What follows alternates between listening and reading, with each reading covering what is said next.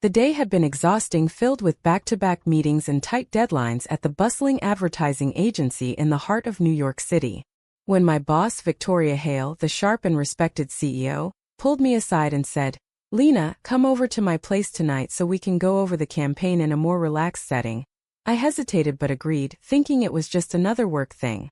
Little did I know that stepping into her elegant Upper West Side apartment would unravel the carefully constructed life I had built and force me to confront truths I had buried deep inside. I stood outside the sleek building on West 72nd Street, my coat pulled tight against the November chill. Victoria had texted the address after our last meeting, adding a casual "no pressure, but the ideas flow better with a glass of wine." At 27, I was still climbing the ladder as a senior account coordinator, and turning down an invitation from the woman who ran the company felt like career suicide. Plus, part of me was curious. Victoria was brilliant, commanding every room she entered, yet she always made time to ask about my weekend plans or how my family was doing back in California. The doorman nodded as I gave her name, and the elevator whisked me up to the 10th floor. When Victoria opened the door, she looked different without the office armor. No blazer, just a soft cashmere sweater and jeans, her auburn hair loose around her shoulders. "Come in, Lena. You look like you could use a break." The apartment was everything I imagined. Floor-to-ceiling windows framing the glittering city lights, modern furniture in warm neutrals, and a kitchen island already set with 2 glasses and a bottle of red. We started with work. I spread out the campaign mock-ups on the coffee table, explaining the target demographics and why the latest client feedback worried me. Victoria listened intently, asking pointed questions that showed she had read every brief. But after 20 minutes, she set her glass down and leaned back. "You know, Lena, you've been with us for 2 years now. I see how hard you work, how you anticipate problems before they happen.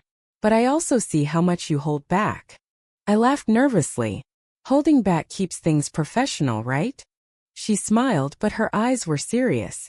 "Sometimes professional is just another word for safe." The conversation shifted. She asked about my life outside the office, my apartment in Queens, my weekend runs in Central Park, my parents who still called every Sunday from their home in Orange County. I mentioned the usual. Dad's accounting firm, Mom's insistence on family dinners, the pressure to find a nice Vietnamese boy who understood our culture. Victoria nodded slowly. "I get that. Family expectations can feel like gravity. They pull you in one direction even when your heart wants to go another." She paused, swirling the wine in her glass. "I was married once right out of college, to a man. Everyone thought it was perfect, stable, traditional, but it never felt right. I spent years convincing myself the emptiness was normal. Then one day I stopped lying to myself." My stomach tightened. I had heard rumors in the office that Victoria was private about her personal life, but nothing concrete. "You don't have to share this with me," I said quickly. "I want to," she replied, "because for the past year I've been watching you, Lena. Not just as an employee. The way you light up when you talk about a good idea, the quiet strength you carry. I realized I was developing feelings for you. Real ones. And tonight, after seeing how you pour everything into your work while keeping the rest of yourself locked away, I couldn't stay silent anymore." The room seemed to tilt. I stared at her, my mind racing through every interaction we'd had.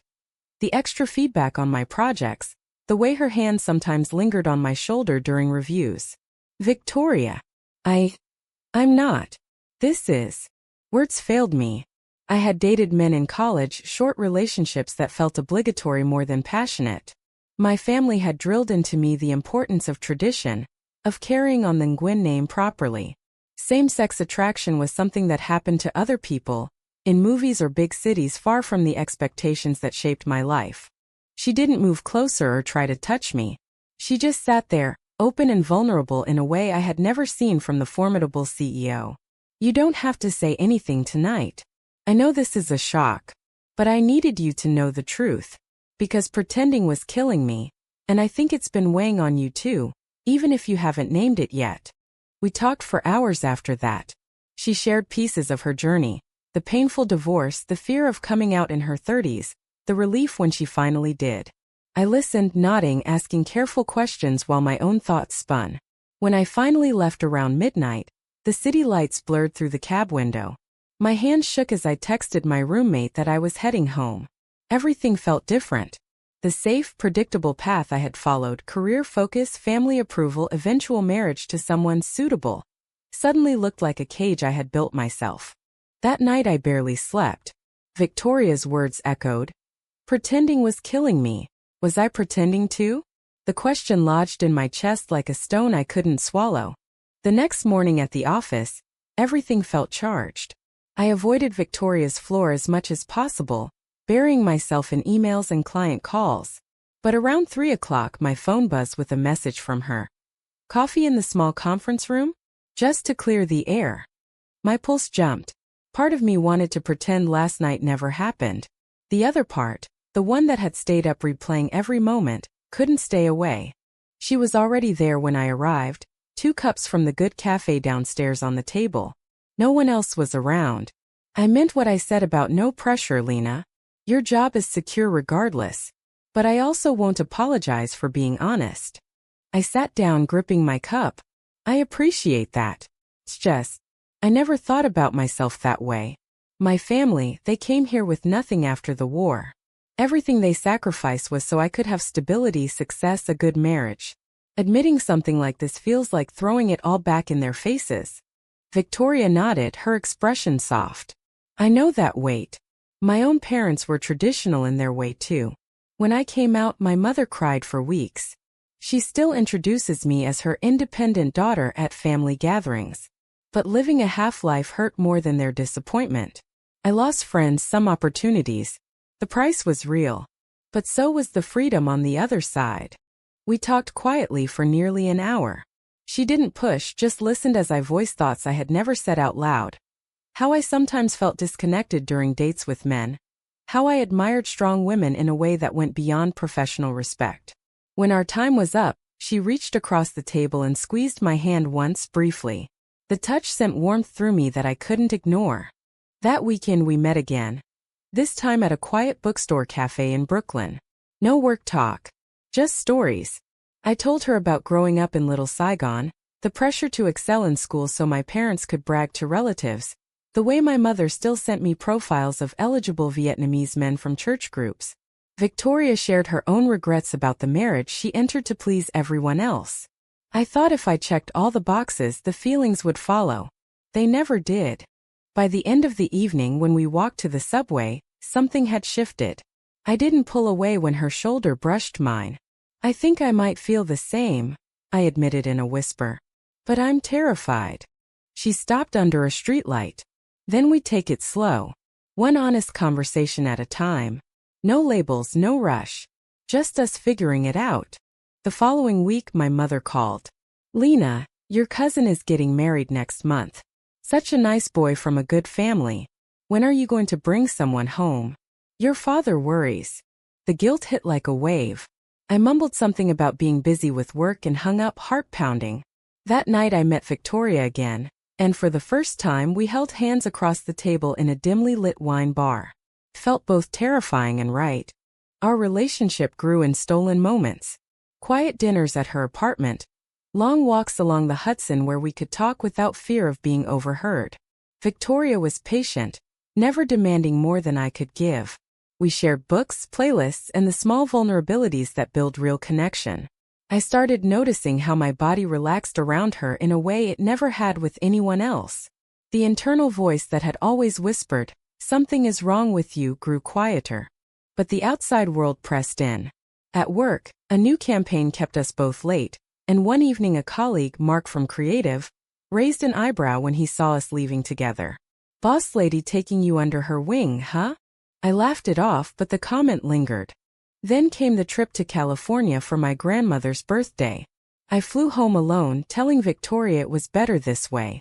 The moment I stepped into my parents' house in Garden Grove, the familiar smells of pho and incense wrapped around me like a blanket, and a chain. My mother hugged me tightly. "You look thin. Too much work. Any nice boys at the office?" My father, usually quiet, joined in. "Stability is important, Con. A partner who understands our values." They introduced me to a family friend's son at the party. A polite engineer named Kevin who smiled too much and asked about my future plans. I smiled through it, but every question felt like a test I was failing. That night in my childhood bedroom, I texted Victoria. "This is harder than I thought." Her reply came quickly. "You don't have to choose between them and yourself forever. But you do have to be honest eventually. With them and with you." Back in New York, the secrecy started weighing heavier. We spent a weekend at a cabin upstate. Nothing extravagant, just a fireplace, books, and hours of talking. One evening, as snow fell outside, Victoria pulled me into a gentle hug. "Whatever you decide, I respect it. But I see you, Lena. The real you. And she's beautiful." I kissed her then, soft and tentative. It wasn't dramatic or passionate in the movie sense. It was honest. For the first time, I didn't feel like I was performing. The cracks appeared at work first. Mark, the colleague who had noticed us, started making comments in meetings. "Lena's got that special connection with leadership." Whispers followed. Then one afternoon, Victoria's assistant pulled me aside. "HR is asking questions about professional boundaries." Someone filed a note. Panic set in. Victoria and I met in secret that night. "I can handle the rumors," she said. "But if it affects your career, that's different." I insisted we keep going, but the stress mounted. The real betrayal came from someone closer. My college friend Sarah, who had moved to New York and knew my family through social media, saw a photo I had accidentally liked on Victoria's private account. She called me, voice full of concern that quickly turned judgmental. "Lena, your parents would be devastated. This isn't you. Think about what you're doing to them." I begged her to stay quiet. She promised, but 2 days later my mother called in tears. A friend from church showed me messages. "Is this true? Are you with a woman? Your father hasn't spoken since he heard." The conversation exploded into accusations, disappointment, and ultimatums. "We didn't raise you this way. Come home. Fix this before it's too late." Victoria held me while I cried. "They might need time. Or they might not. But you can't live for their approval forever." The next week at work, the rumors reached senior leadership. I was called into a meeting and quietly reassigned to a less visible project. The message was clear. Keep it professional or pay the price. My parents stopped answering my calls. My brother texted once. "Mom cried all night. How could you do this to us?" The isolation hit hard. I had always been the good daughter, the success story. Now I was the disappointment. The breaking point came during a tense video call with my family. My father looked older, his face tight with anger and pain. "If you continue this, don't expect us to support you. We came to this country for you to have a better life, not to throw it away." My mother begged me to think of the family name. I tried to explain that this wasn't a choice to hurt them, it was finally choosing myself. They couldn't hear it. Victoria stood by me through the fallout. I lost the promotion I had been working toward. Some friends distanced themselves. But in the quiet moments with her, I found a peace I had never known. We didn't rush into anything dramatic. We simply built something real day by day, shared meals, honest conversations, the slow process of learning to live without hiding. Months later, I sat with Victoria on her balcony watching the city lights. My relationship with my family was strained but not completely severed. My mother had started sending cautious texts again. Progress was slow, painful. I had paid a real price. Career setbacks, family tension, the guilt that still surfaced at night. Yet I no longer felt like I was living someone else's script. For the first time, I saw myself clearly, not as the dutiful daughter or the ambitious professional, but as a woman who loved another woman and refused to apologize for it. Was choosing her authentic self the right decision for Lena, even though it meant breaking her family's heart and risking her career? Or should she have stayed silent to preserve the life they built for her?